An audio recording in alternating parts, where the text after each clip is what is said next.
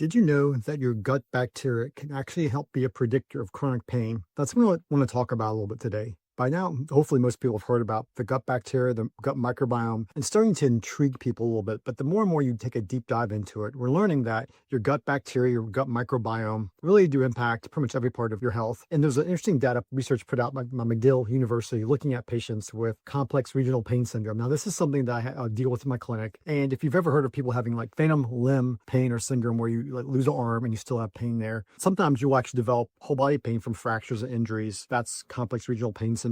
Phantom limb pain is you lose a limb and you still feel the pain there. The question becomes the link between the two of these. Where is it? It's in your nervous system. And is there a neuroinflammatory, or better said, a gut inflammatory connection between these? And the answer is yes. The patients I've dealt with in my clinic with complex regional pain syndrome, I've been able to actually get them to resolution, but it's always required dealing with a lot of environmental toxins, chemicals. Most of them had some mold issues, and their gut has always been a part of it. It's really interesting how some research from McGill is actually showing that the gut microbiome can be a predictor of who will get phantom limb pain. So anyway, they looked at 120, the microbiome of about 120 different samples across Israel and Canada, and they saw a persistent signature in people who had had amputation with this phantom limb pain issue. And so, phantom limb, again, you lose a limb, you still have pain in that. That's a smaller version of, CRPS. And when it generalizes, that's, complex regional pain syndrome. It's really interesting how the gut bacteria actually sets up that priming. And some of the treatments we use for that, like low-dose naltrexone, bisphosphonates, one of my patients actually had IV bisphosphonates, which are, some of you may know, they're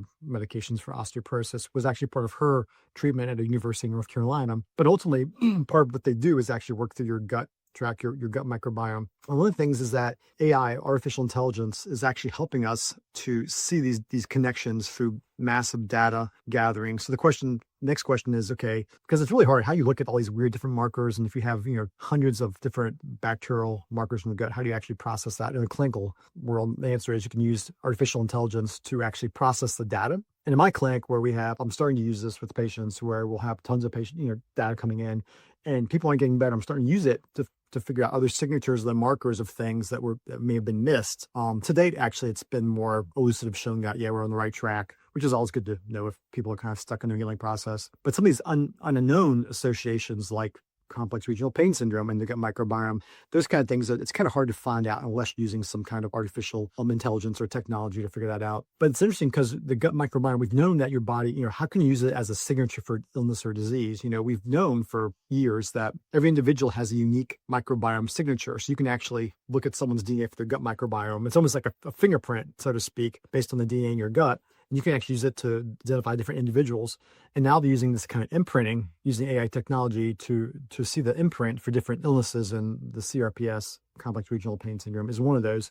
But it'll be interesting to see the next several months, actually, because this is going so fast. Do we start using the technology and research, and maybe even the clinical world, to start using it to look for these signatures, which is something I'm kind of playing with personally now. It's exciting to see how technology might actually help us be better at what we're doing in the functional medicine world.